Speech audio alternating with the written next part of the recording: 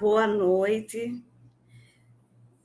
Meu nome é Márcia da Silva Clemente, sou professora da UFRB e na noite de hoje estarei fazendo a mediação de um debate super importante sobre saúde mental e permanência em instituições de ensino.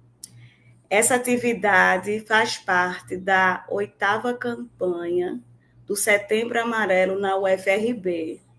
Essa campanha, ela tem como organizadores e organizadoras professor Matheus Soares, da licenciatura em Ciências Sociais, a professora Marcela Silva, que é minha colega no curso de Serviço Social da UFRB, e os professores Wilson Penteado e Nilson Weisheimer, da licenciatura em Ciências Sociais da UFRB, que neste ano completa 10 anos de existência.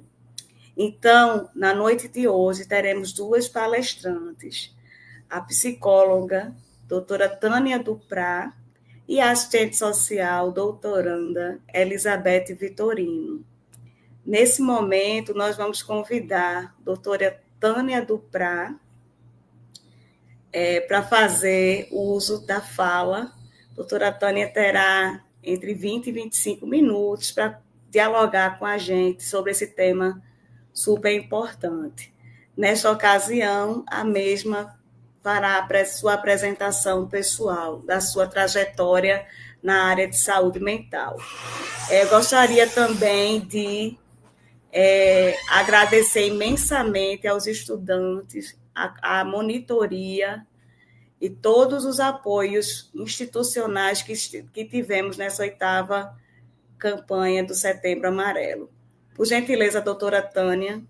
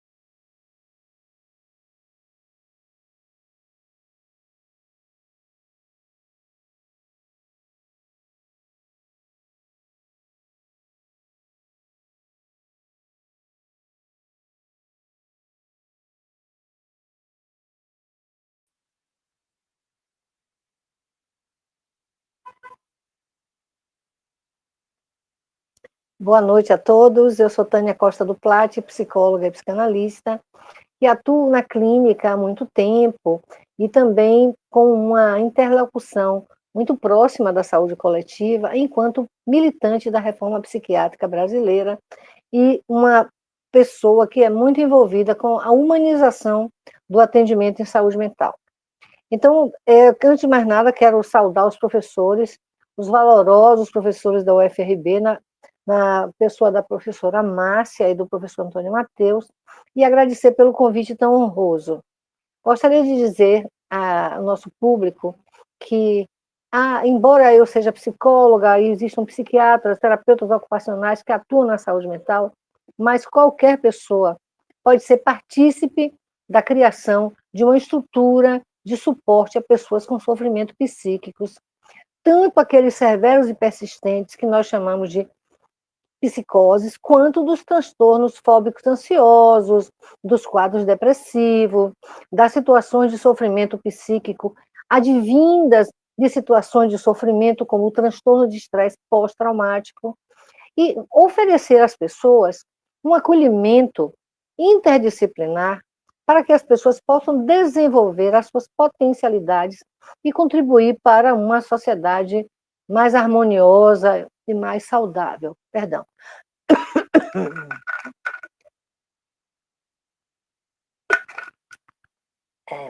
Uma crise alérgica hoje. Perdão. Então, o que eu tenho a falar sobre saúde mental e permanência na universidade é que, algum tempo atrás, era comum encontrarmos nos cursos de doutorado e mestrado alunos com grande sofrimento psíquico, muito estressados. Agora encontramos isso na graduação.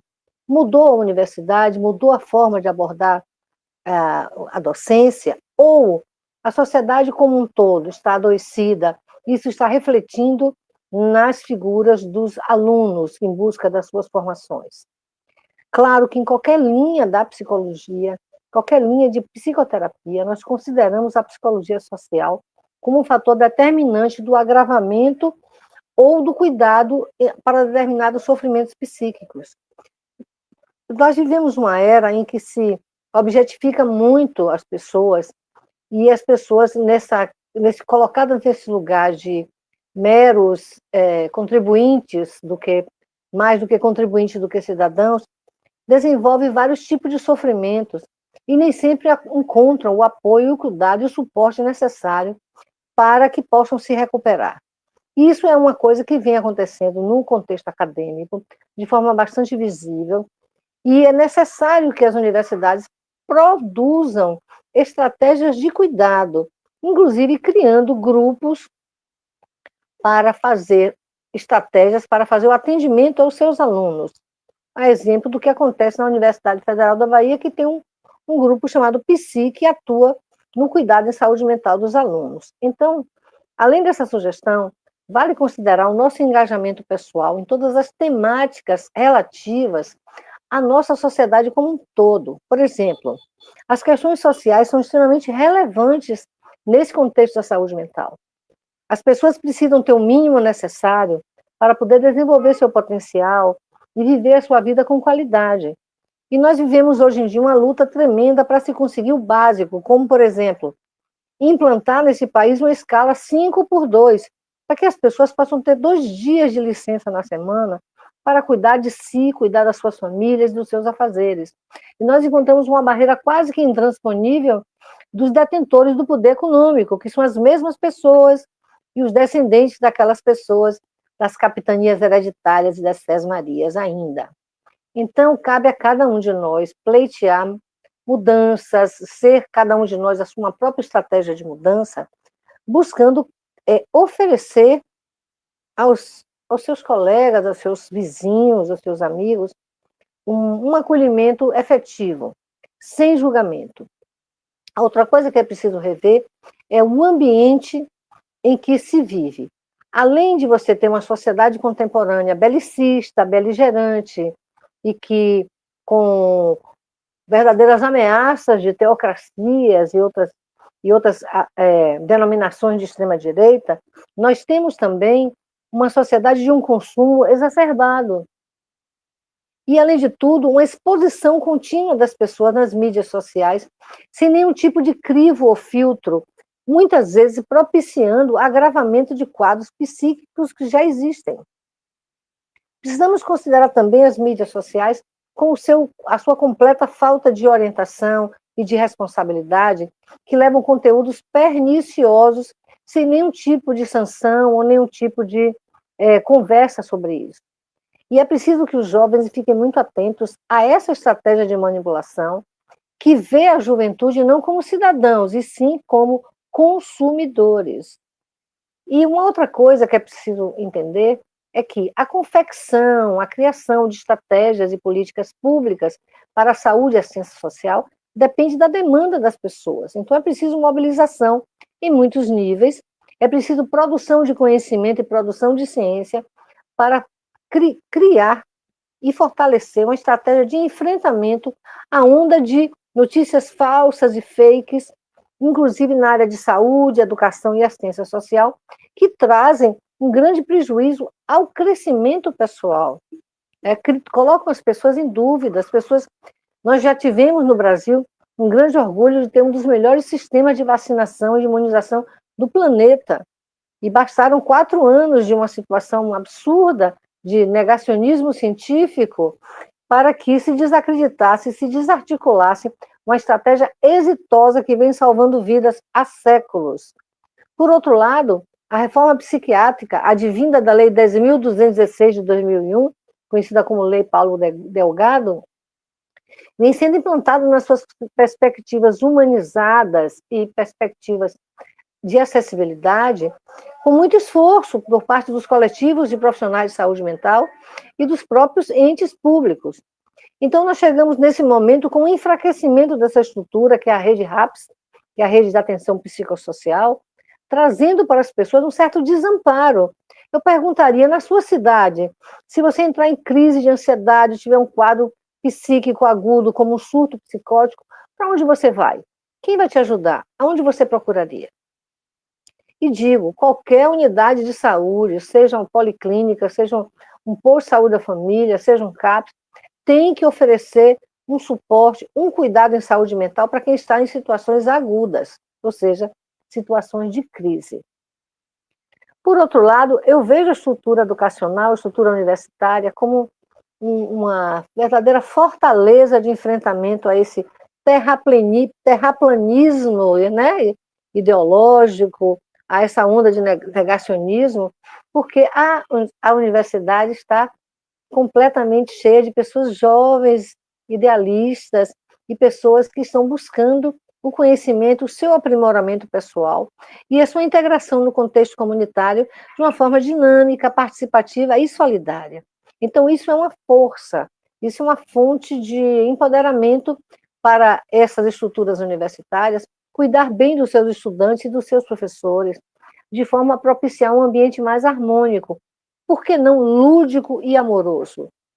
Coloco essas palavras como um desafio para, inclusive, as pessoas que nos ouvem levantarem propostas, ideias e quem sabe, se criar um tipo de mobilização que possa propiciar, além do acolhimento às pessoas com sofrimento psíquico, mas também uma produção de material relativo à psicoeducação, um material relativo à estrutura da rede RAPS no município e nas adjacências, nos territórios adstritos do município.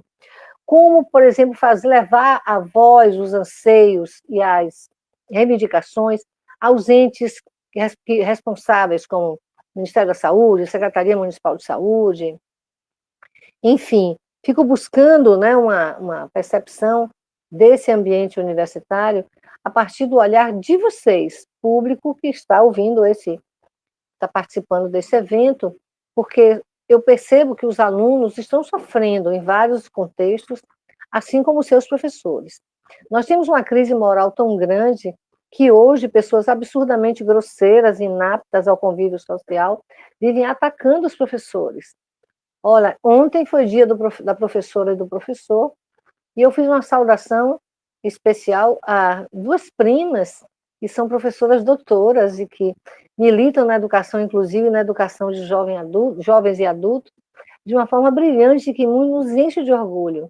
Eu homenageei a minha professora de português do ginásio, a professora Railda Barbosa, juntamente com vários colegas, porque eu tive esse privilégio de ter bons professores.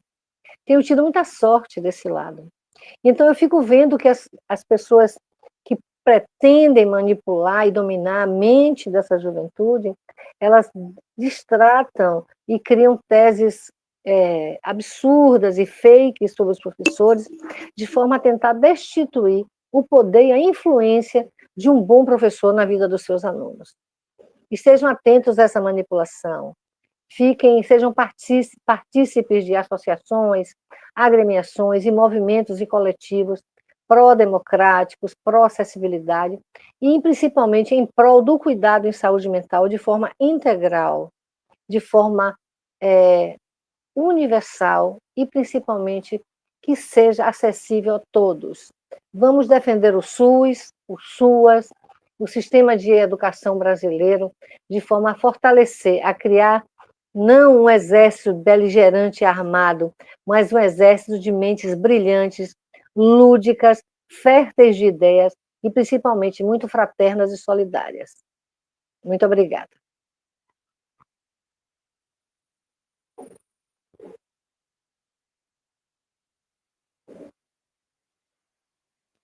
Encerrei por hora, aguardo algum tipo de pergunta ou comentário.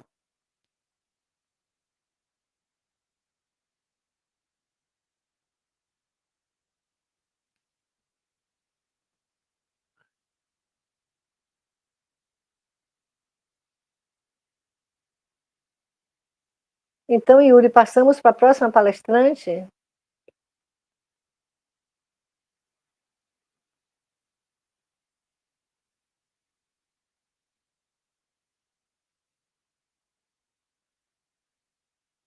Eu falei o meu tempo, como ficou combinado, e agora aguardo que entre a próxima.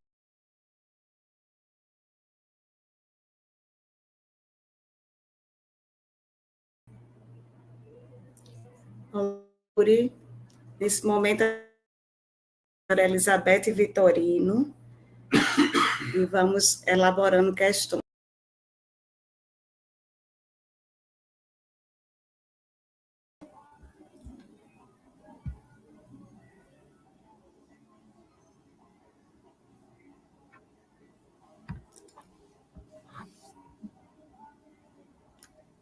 Boa noite, vocês me escutam bem?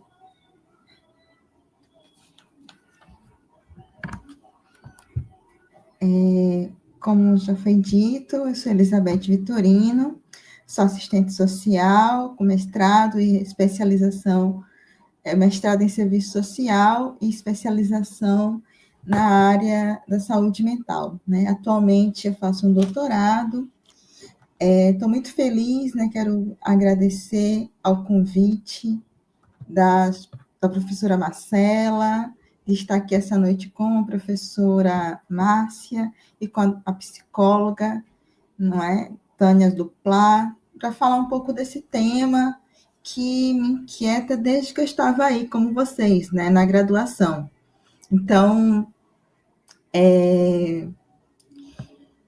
eu trouxe para a gente pensar algumas informações, né, que eu fiquei pensando, eu acho que quem vai para uma live como essa quer saber de informações, de dados, de estudos que estejam falando sobre isso, porque, né, eu já estive como professora substituta na UFRB e eu lembro que tinha uma demanda, né, que se apresentava para mim enquanto professora de falar sobre o tema, e as meninas e os meninos, né, sempre eu chamo assim os estudantes, né, os meninos e as meninas, das mais variadas faixas etárias, sempre perguntavam sobre essas informações. Então, eu fiz um levantamento, né, a partir do convite que a professora Marcela me fez, e eu vou compartilhar um pouco com vocês, tá bom? Primeiro, eu quero falar de alguns estudos que nós temos sobre saúde mental e permanência nas instituições de ensino.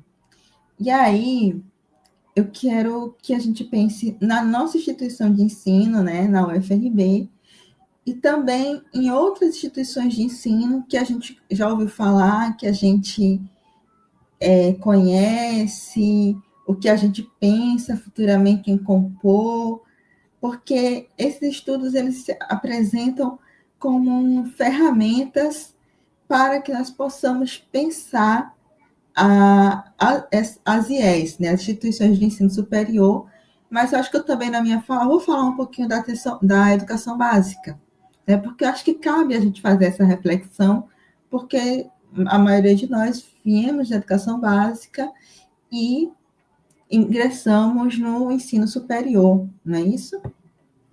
Então, eu vou falar para vocês de um estudo da Daniela Ornelas Arinho e da Marúcia Pata Bardazzi, né, que se chama Relação entre Fatores Acadêmicos e Saúde Mental de Universitários.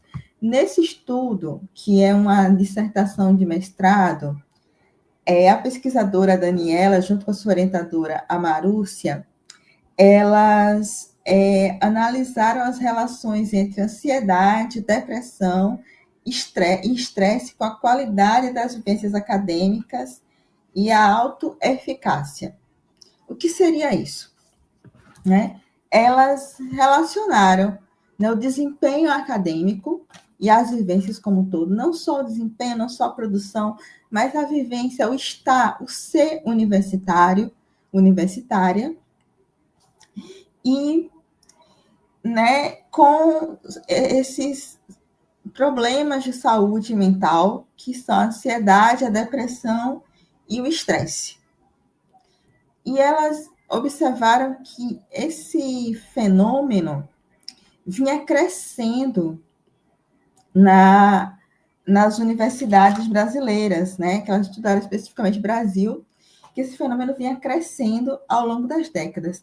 Nós sabemos que nós somos um país que passou a investir no ensino superior passou a ter um investimento maior no ensino superior nas últimas décadas, né, dos anos 2000 para cá. Então, é algo muito recente. Né? A própria UFRB é uma universidade muito jovem, né? Que nasce desse projeto de interiorização das universidades federais no Brasil. Então, esse fenômeno, né, de ampliação do ensino superior é algo muito recente. Então, os estudos que eu vou relacionar aqui, que eu trouxe para a gente pensar um pouco, eles são recentes, né? Então, eles vão mostrar que esse fenômeno do adoecimento em saúde mental é também algo que vem se apresentando de forma recente no Brasil, mas que não é algo que não está acontecendo. Pelo contrário, está crescente. É recente e cresce a cada ano. Então, esse é um dos estudos. O outro estudo, que é bem mais próximo da gente, né, esse foi feito no Paraná, e tem um bem próximo de nós aqui na Bahia, que é o estudo do Rafael Anunciação Oliveira, e é um estudo recente, um estudo de 2021, então tem aí 4 anos, né? Ele defendeu em 2022, mas o estudo foi feito em 2021.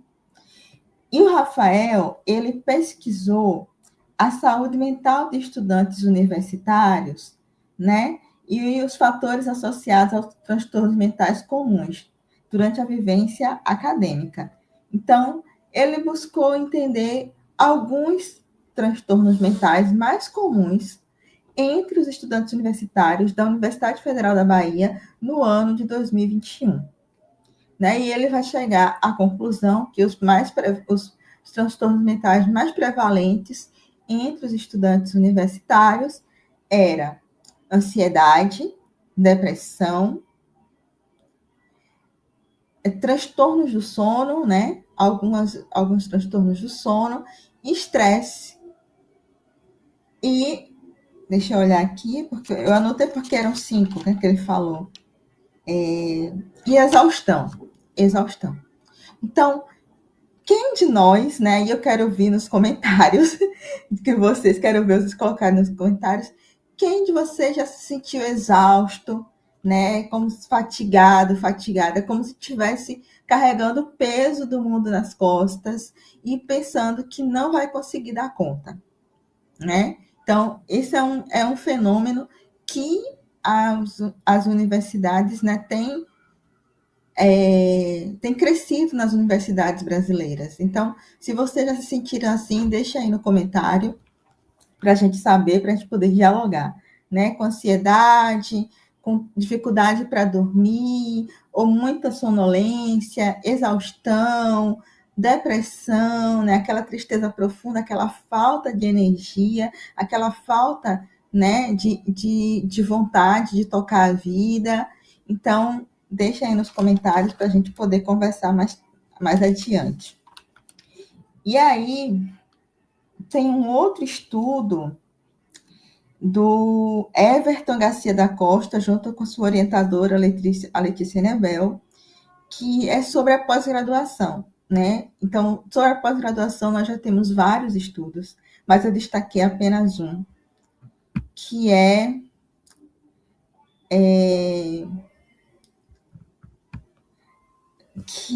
o estudo do Everton Garcia da Costa e da Letícia Nebel. O título é O Quanto Vale a Dor? Estudo sobre a saúde mental de estudantes de pós-graduação no Brasil. É um estudo de 2018, mas é um estudo que aponta para o futuro, né? E nós estamos no futuro. Em 2018, nós temos aí 7 anos passados. E o estudo ele já faz uma estimativa de como esses dados estariam né, nos anos seguintes, o aumento desses dados, desses números. Então, nesse estudo, o Everton, ele vai dizer o seguinte, que no Brasil, nós tínhamos, naquele ano, né, 23 milhões de pessoas com depressão. E 5 milhões dessas 23 milhões se encontravam com estágio de moderado a grave da doença, né, da depressão. O que significava naquele momento, em 2018, 23 milhões de pessoas, 10% da população brasileira. Então, 10% dos brasileiros, né, nós, brasileiros e brasileiras, e brasileiros, né, usando a linguagem inclusiva aí, apresentavam um quadro depressivo. É uma cifra muito alta, gente. É um número muito alto. E é um número preocupante. Então, vamos lá. E aí ele apresenta outro dado. O Brasil, naquele ano, era o 5º no ranking de pessoas com depressão. O 5º. E o 1º no ranking de transtorno de ansiedade. Nós ainda somos o 1º no ranking de transtorno de ansiedade. Entendeu? E aí nós temos um outro estudo da UFRJ, que é a Universidade Federal do Rio de Janeiro, uma das referências no Brasil na temática do serviço social, né, dos estudos de serviço social, que tem pesquisadoras e pesquisadores do serviço social na UFRJ, discutindo a saúde mental de uma forma geral e também a discussão da saúde mental na graduação e da pós-graduação. Então, o estudo da UFRJ revelou que 30% de 85 mil jovens entre 12 e 17 anos sofriam com transtornos mentais comuns. Quais eram? Tristeza frequente, falta de disposição, dificuldade para se concentrar, problemas para dormir e outros. Então, a gente vê que existe uma juvenização dos transtornos mentais. Então, o que isso significa? Que cada vez mais pessoas jovens têm apresentado transtornos mentais. Isso é uma outra questão que aí é onde entra o estudante universitário.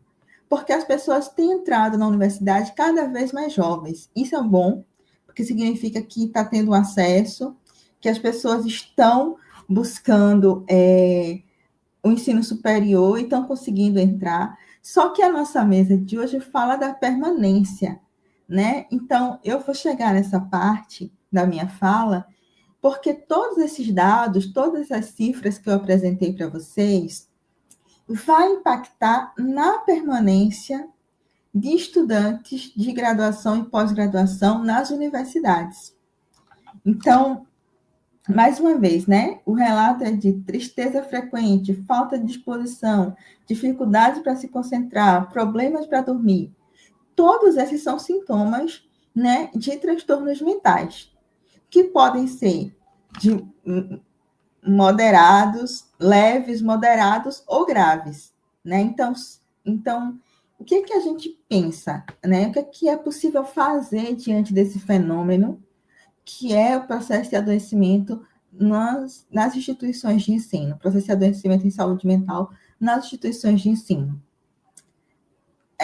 Promover políticas, né? Políticas que abordem esse tema, políticas que abordem o tema, que tratem, né, a saúde mental de estudantes.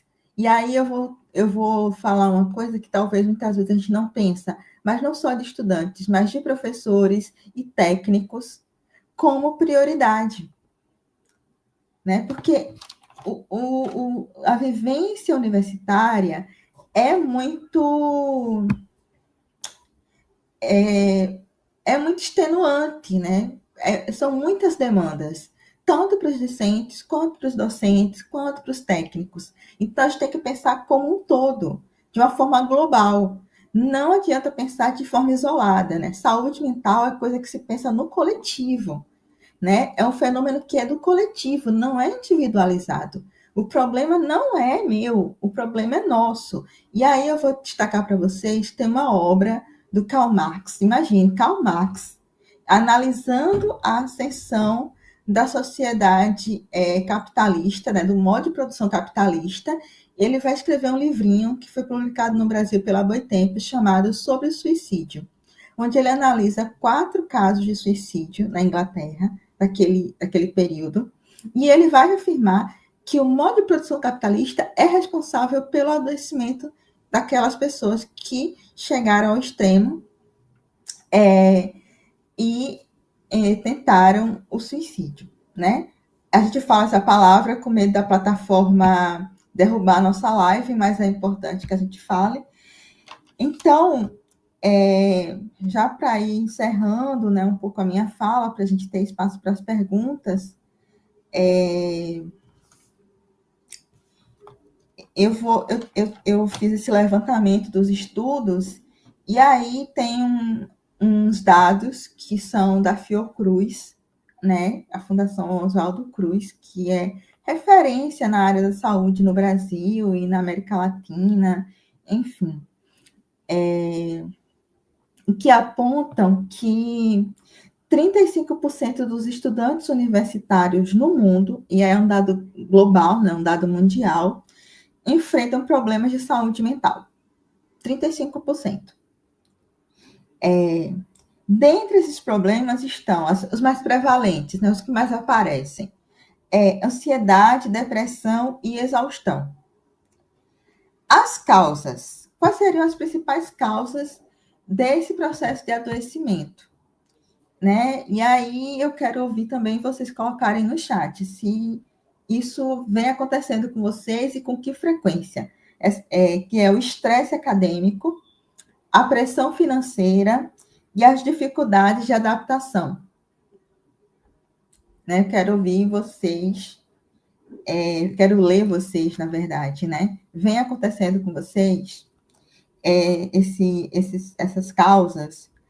Então, e aí a gente precisa, como eu disse, que é um fenômeno coletivo, é um fenômeno das nossas sociedades, né, da sociedade brasileira, falando do nosso país, falando aqui da Bahia. E aí a gente precisa saber que esses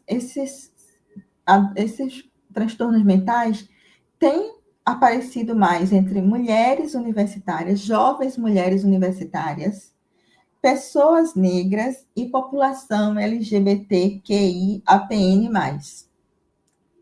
Então, eles são mais prevalentes nesses grupos, nesses 3 grupos. E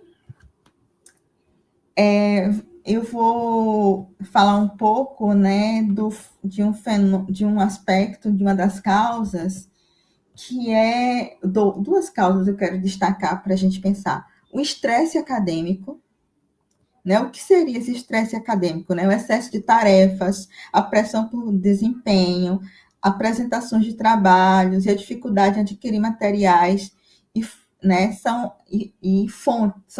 as fontes desse estresse acadêmico que acomete vocês, estudantes. E aí...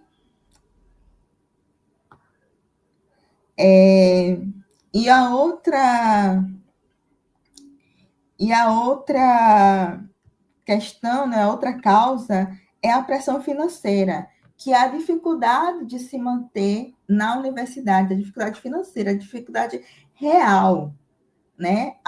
Aquilo que é palpável, a gente está falando de materialismo, né? Que é material, que é palpável, que é a pressão financeira, né? Que às vezes a gente enfrenta, às vezes não, na maioria dos casos. Eu lembro das minhas estudantes, dos meus estudantes,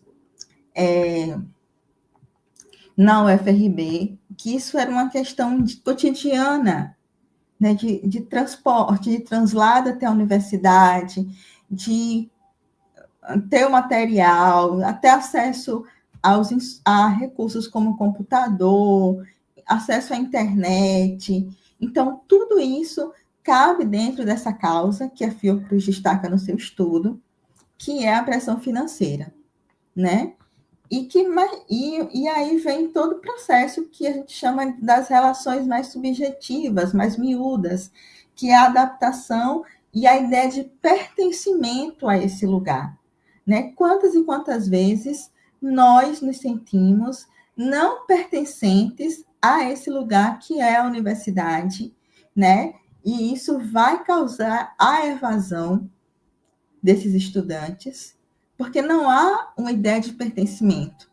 Né? Se eu estou enfrentando todas as dificuldades e ainda por cima eu me sinto triste na maior parte do tempo, e aí eu quero que vocês comentem aqui, né? Um espaço seguro, vamos comentar. Se sente triste na maior parte do tempo, se sente exausto, se sente com problemas, com dificuldade para dormir ou dormindo demais, com problemas com alimentação. Então, é isso, né? Um movimento para mexer com vocês, para ouvir vocês, porque é disso que é feito os encontros, né? Que ambas as partes possam se expressar. E é isso, muito obrigada. E vamos para as perguntas.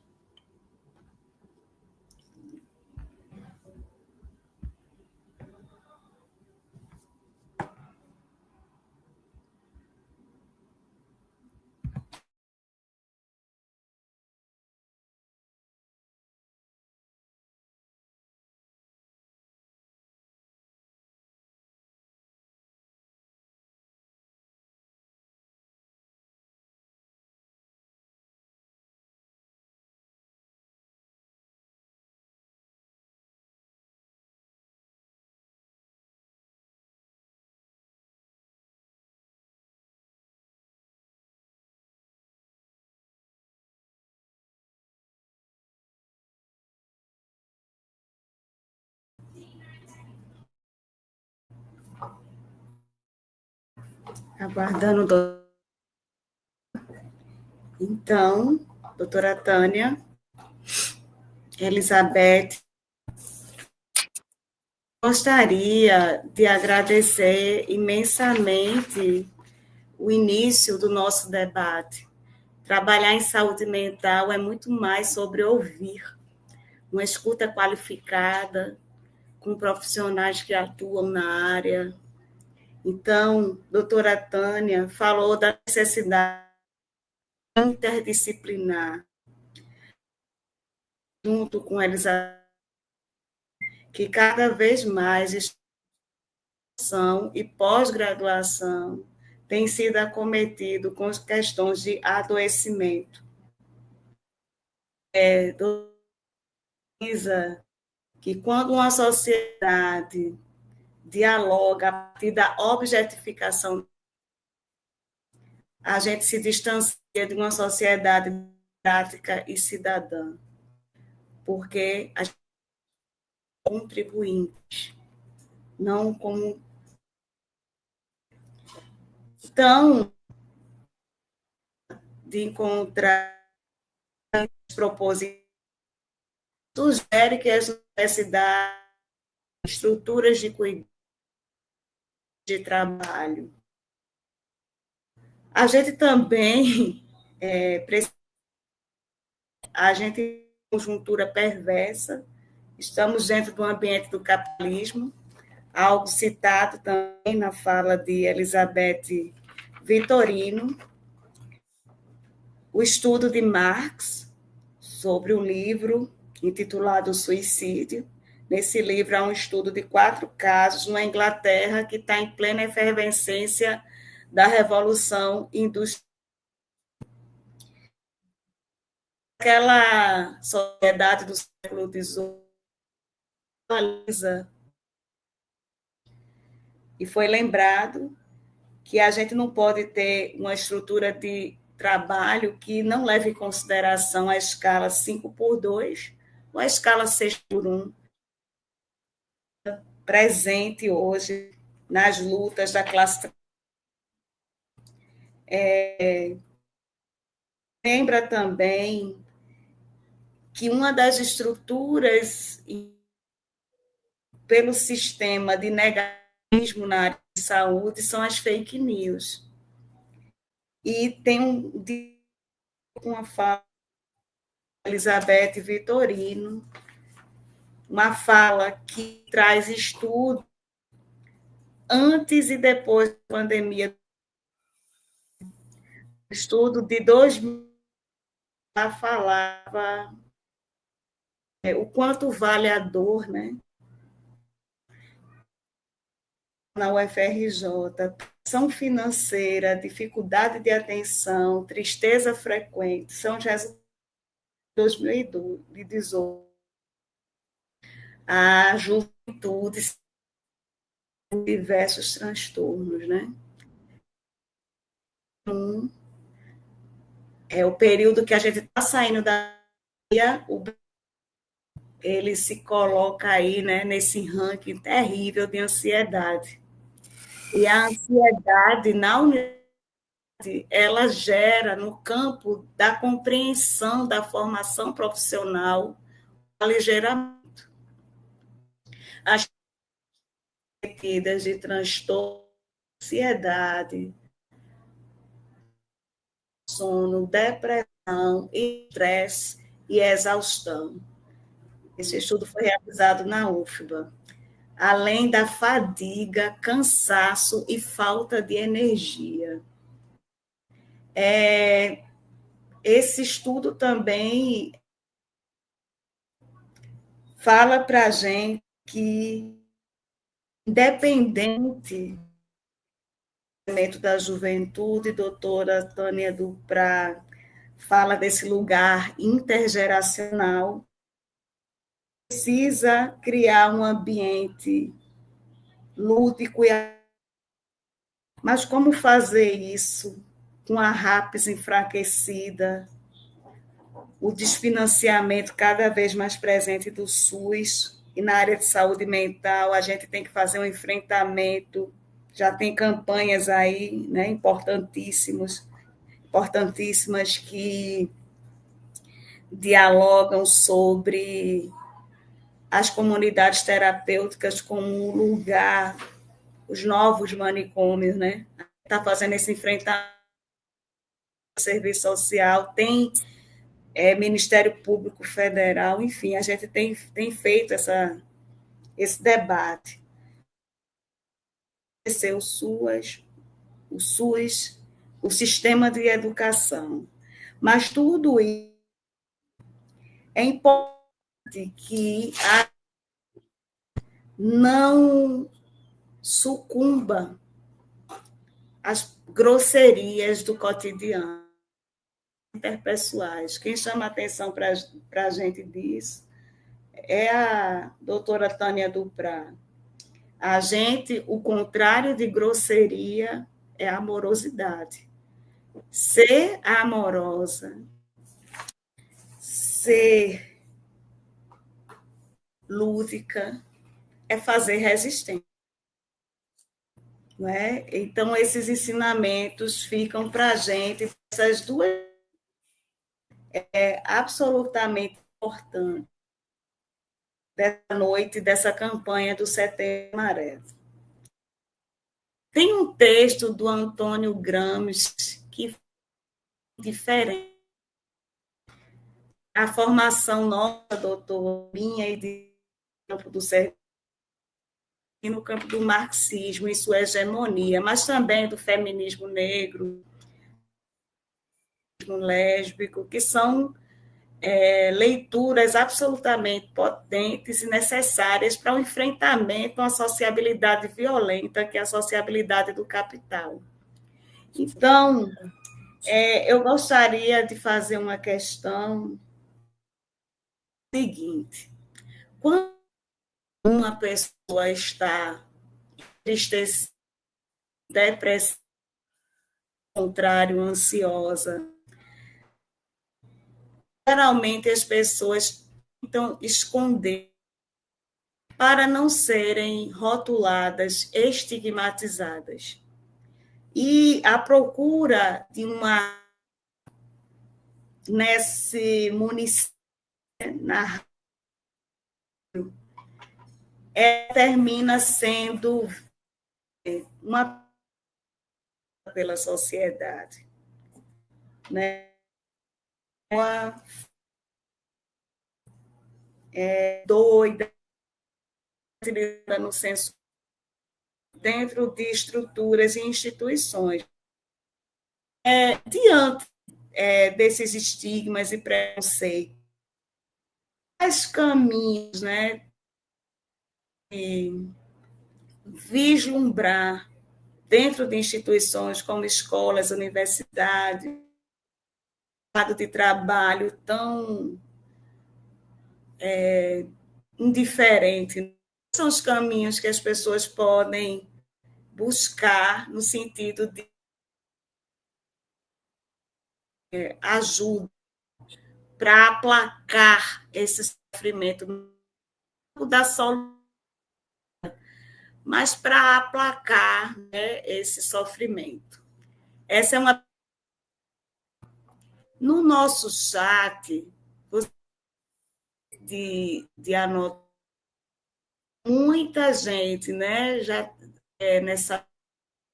A professora Marcela está acompanhando, o professor Antônio Mateus. Tem gente falando que a universidade é fonte de adoecimento psicológico, do exausta, com episódio de ansiedade, a saúde mental no seu município. Tem uma pergunta diretamente para a Beth, né? Qual o entendimento de Marx no livro que foi citado?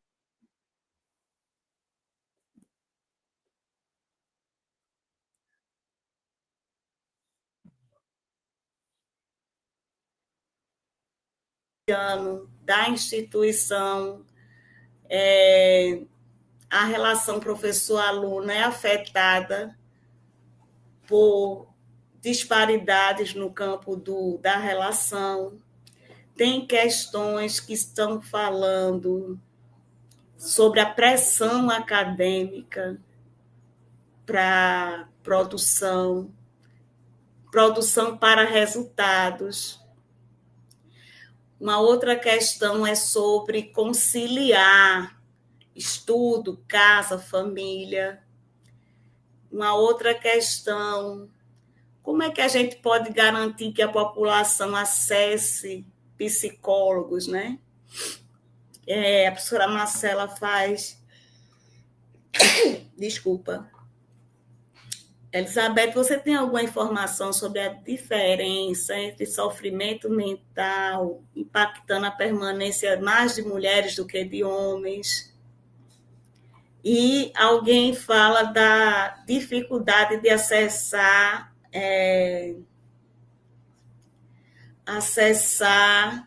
psicólogos nos postos de saúde. Gostaria de enfatizar que as questões de sofrimento mental, elas são muito maiores do que pessoas. Nós estamos falando de uma sociedade adoecida. Nesse sentido, eu gostaria de passar a palavra inicialmente para Elizabeth Vitorino, e você se sinta à vontade, Beth, para responder as questões que você se sentir mais à vontade. Logo em seguida, para a doutora Tânia. Por gentileza, doutora Tânia poderia voltar para a tela, tá, Yuri? E a lista de frequência está passando. Bem, obrigada. Você já faz suas considerações finais, tá, Beth? Certo, muito obrigada, professora Márcia. Eu estou tentando acompanhar todas as questões que foram colocadas aqui no chat, mas eu quero começar já que fazer minhas considerações, né, já nesse bloco. Eu quero ler, eu selecionei um texto para essa noite, né, um texto que está nesse livro, da Bell Hooks, Pertencimento, uma cultura do lugar, porque eu acredito muito no poder da arte, e aí da arte como um todo, né? A literatura, o teatro, a música, a dança, né? Como recursos para a superação desse sofrimento, né? Que é o sofrimento mental. Então, é um dos recursos que eu utilizo e que eu recomendo como profissional da saúde mental, né? Além de pensar numa luta coletiva, como a professora Márcia e eu já falamos aqui, os problemas de saúde mental são coletivos, eles não podem ser individualizados, a gente tem que pensar coletivamente numa outra sociedade. Então, eu vou ler esse texto e vou tecer alguns comentários sobre as questões que foram trazidas aqui essa noite. Desejo viver porque a vida tem sido algo que é bom, algo que é bonito, algo que é amor. Porque conheço todas essas coisas, descobri que elas são razão suficiente e desejo viver. Além do mais, por ser assim, desejo que outros vivam por gerações e gerações. Da Lorraine Raspberry, né? Ser jovem, talentosa e negra. É um texto que a Bell Hooks cita nesse livro dela, Pertencimento. E aí, pensar em saúde mental é pensar coletivamente, é pensar, né, por isso que a gente fala da luta antimanicomial, da reforma psiquiátrica, que são movimentos que se deram na sociedade, que têm se dado na sociedade brasileira para o melhoramento, né, ou para o enfrentamento desse processo grande que é o processo de adoecimento em saúde mental.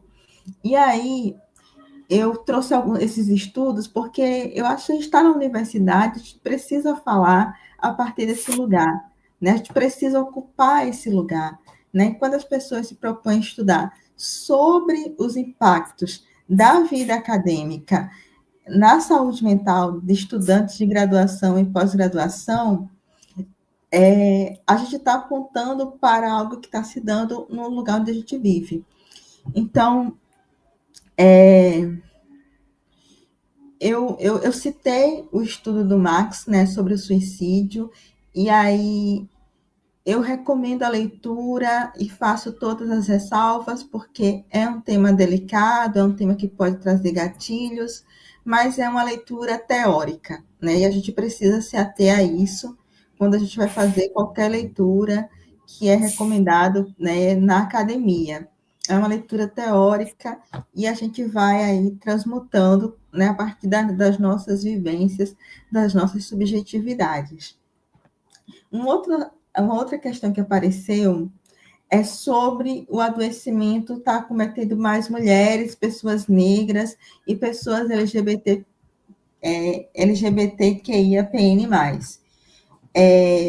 No estudo que eu mencionei, né, da pós-graduação, que é O Quanto Vale a Dor, estudo sobre a saúde mental de estudantes de pós-graduação no Brasil, o Everton Garcia da Costa, ele vai construir alguns quadros no texto dele, e aí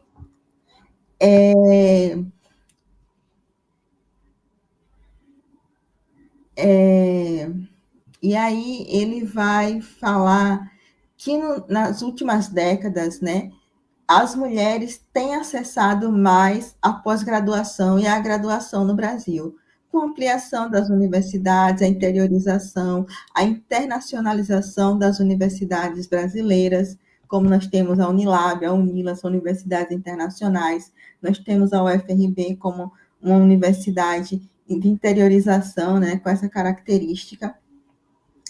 Então, nós temos aí um acesso maior de mulheres à pós-graduação. O que acontece? Quando nós, mulheres, acessamos a graduação e a pós-graduação no Brasil, nós trazemos conosco todo o nosso trabalho que é externo à universidade, toda a carga de trabalho que é uma característica da sociedade capitalista, sustentada pelo patriarcado e pelo racismo no Brasil, né? A gente precisa falar disso, que nós somos um país colonizado, né, de capitalismo dependente, de industrialização tardia, então todas as características vão afetar, e nós, mulheres, carregamos conosco todas essas outras questões, né, o lugar que é colocado para nós, de responsáveis pelo cuidado, né, eu quis destacar essa questão, porque toca a todas nós, né, então, essa seria uma sobrecarga, né? A inserção, né, no ensino superior acaba se caracterizando como mais uma sobrecarga para nós mulheres, e por isso um maior adoecimento. É isso que o Everton destaca no estudo dele, né? E ele vai mostrar a porcentagem de mulheres acessando o ensino superior na última década no Brasil, né? Então, é um estudo bastante interessante que eu recomendo. E ele vai mostrar também das causas, né? Como eu mencionei aqui, quais são as causas desse adoecimento, né? Aí eu destaquei o estresse acadêmico, a pressão financeira e as dificuldades de adaptação, né? E eu quis trazer esse texto da Bell Hooks falando sobre pertencimento, porque uma das coisas que nos faz adoecer na universidade brasileira é o lugar de não se sentir pertencente, né, a esse lugar. Eu ouvia muito das minhas alunas, dos meus alunos, ai, Pro, eu acho que eu não dou conta disso, eu acho que esse lugar não é para mim, sabe? Então, quando eu vi esse estudo, eu fiquei, gente, eu já ouvi essas falas, eu já ouvi isso em algum lugar, né? E eu lembrei da minha experiência na UFRB. Então, a adaptação à vida acadêmica, né? Ela pode ser caracterizada pela falta de motivação, pelo sentimento de não pertencimento, pelo, pela falta de realização, de não se sentir realizada com isso. Era meu sonho, mas quando eu cheguei aqui eu vi que era diferente. Eu escutava muito isso, né? Escutei. E tenho certeza que essas falas ainda reverberam pelos corredores do CAL, né? Então, eventos como esse, atividades como essa, né, estão de parabéns por trazerem para dentro da universidade um debate tão necessário, né? Um debate que está na ordem do dia desde que a sociedade capitalista se estabeleceu como tal. Então, a gente precisa continuar falando sobre saúde mental, a gente precisa falar sobre saúde mental e permanência nas universidades no Brasil, e a gente precisa falar de ampliação do cuidado. E a gente só consegue ampliação do cuidado com políticas públicas, né? Com investimento nas políticas públicas e nos serviços de saúde mental, na rede de atenção psicossocial. E aí a universidade está, né, está convidada a ser esse lugar de mobilização para a ampliação da rede de atenção psicossocial nos municípios e nos estados onde elas estão localizadas. Então, eu agradeço mais uma vez pelo convite. Fica aqui a minha fala, a minha contribuição, e eu espero que nós tenhamos outros espaços como esse. E muito obrigada, professora Márcia, professora Marcelo, professor Matheus. Muito obrigada. Obrigada, professora Elizabeth Vitorino. Suas palavras são muito importantes e a gente, né, nosso objetivo nessa live é o acolhimento, é a partilha, é a troca de saberes. Vou passar imediatamente para a professora doutora Tânia Costa Duplá. Por gentileza, doutora. Pessoal, eu estava lendo as perguntas no chat e vi que há, sim, um grande interesse nas questões ligadas à saúde mental e como, principalmente nas questões ligadas à acessibilidade. Eu tenho a sugerir que a própria universidade, com a sua estrutura, articule uma rede de cuidados dentro do próprio município e que as reivindicações sejam levadas, inclusive, à prefeitura dos municípios, no caso Cachoeira e outros campos, no sentido de propiciar ambulatórios de psicologia. E nós temos os CAPs, que são Centro de Atenção Psicossocial, mas que atendem transtornos mentais severos, persistentes e neuroses graves. E a necessidade de escuta se evidencia a necessidade de lugares de escuta. Então, precisamos de ambulatórios de saúde mental, em que se ofereça escuta psicológica qualificada para alunos, professores. A própria universidade deve criar uma estrutura interna que realize ações em psicologia e também propicie atendimento. Uma outra coisa que eu queria sugerir é que eu lembrei de Deleuze, e Deleuze fala que o poder requer corpos tristes, uma dessas citações. Então, a universidade, além de ponto de desenvolvimento de ciência, de tecnologia, tem que ser também um lugar de vivências lúdicas, festivais, encontros de poesia, de música, teatro, uma série de ações que podem levar no cotidiano um pouco de alegria e conforto para os corações e mentes dos alunos e professores. A outra coisa, lembrando o que falou a professora Torino, é que a universidade pode desenvolver, inclusive, um projeto de pesquisa para fazer um levantamento das demandas, um levantamento das queixas, e se pensar também numa nova estrutura em que seja menos competitiva e mais solidária.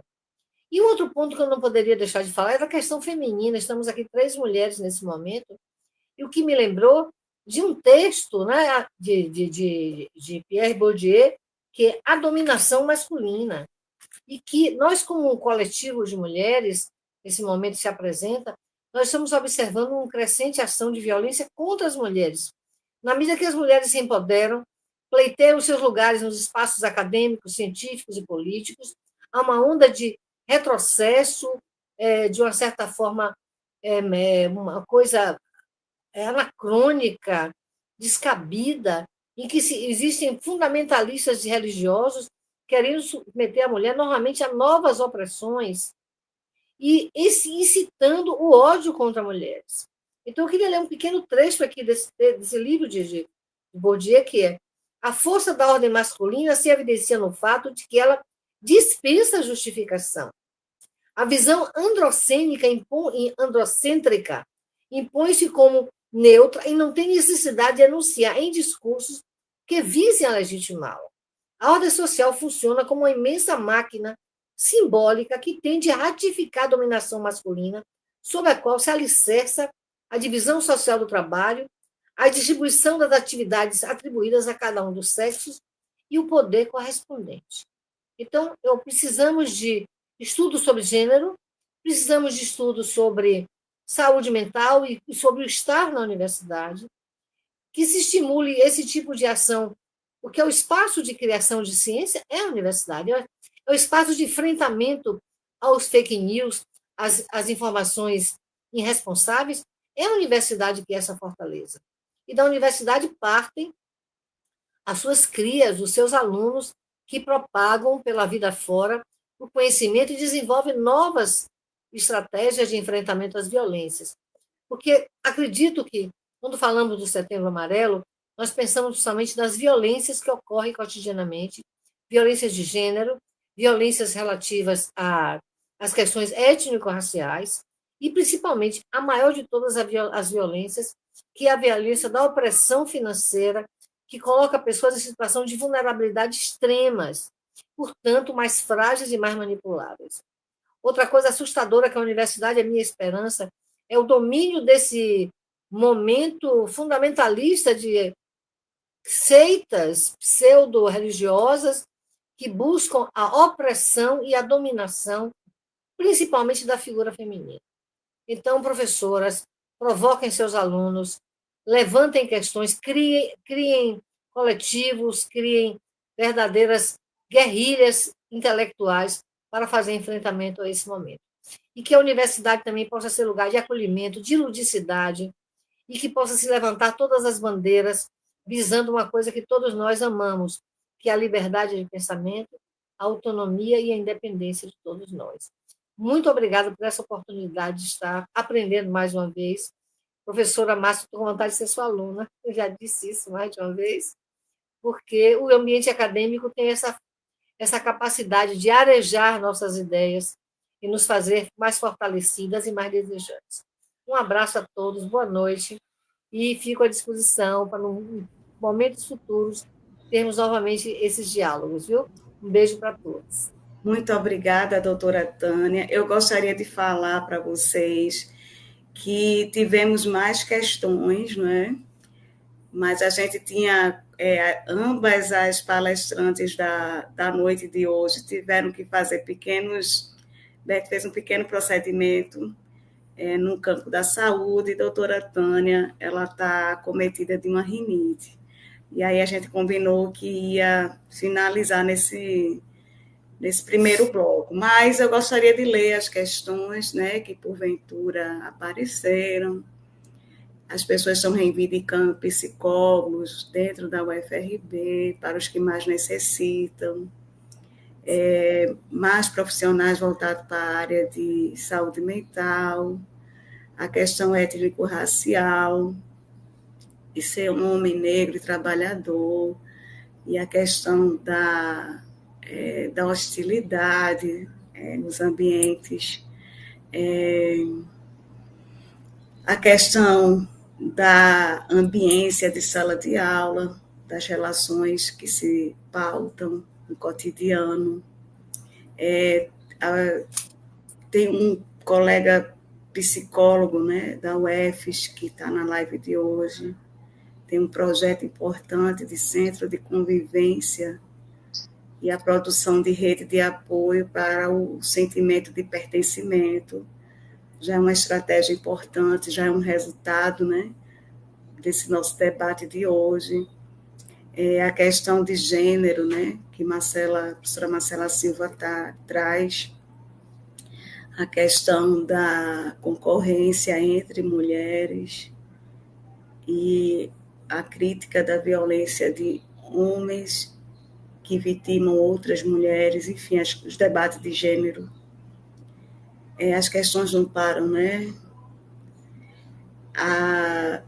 Enfim, a gente teve uma live muito bem frequentada, com questões diversas, né? Das relações interpessoais, do gênero, da raça, das relações ligadas ao sistema capitalista, as conjunturas, enfim. Nossa intenção é suscitar o debate, né?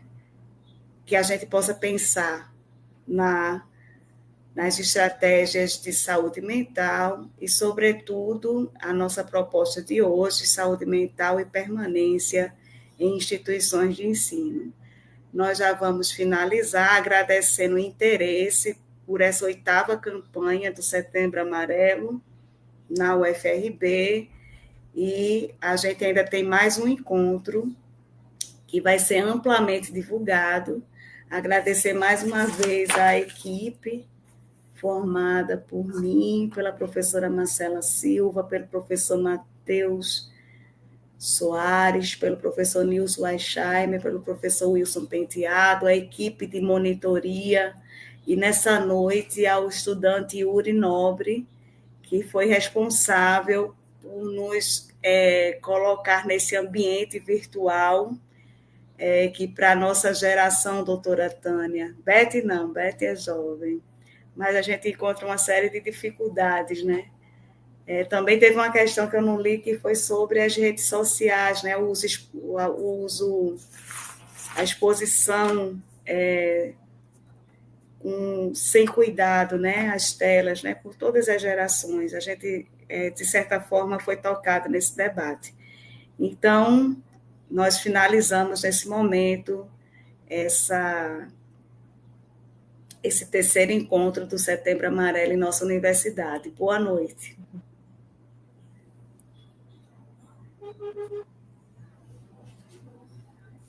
Boa noite.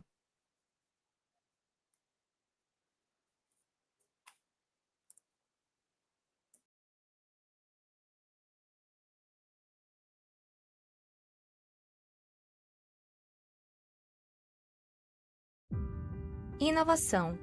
Muitas vezes, acreditamos que o novo nasce do desconhecido, quando, na verdade, as soluções mais transformadoras da humanidade estão enraizadas na ancestralidade. Os povos tradicionais, com suas práticas de cultivo, medicina, engenharia, comunicação, artes e muitas outras, garantiram a sobrevivência e a transmissão dos saberes ao longo do tempo. Inovar é sobre compreender e respeitar o passado para dar um passo adiante. Adiante? Será que estamos de fato avançando? Caminhamos para um futuro em velocidade 2x, como se fosse nosso direito explorar sem limites os recursos naturais, destruindo o que nos sustenta. Rios que secam, florestas que somem, terras que já não dão frutos. O nosso planeta nunca foi tão quente. Espécies não param de ser extintas. Alagamentos, incêndios, furacões, cidades às escuras.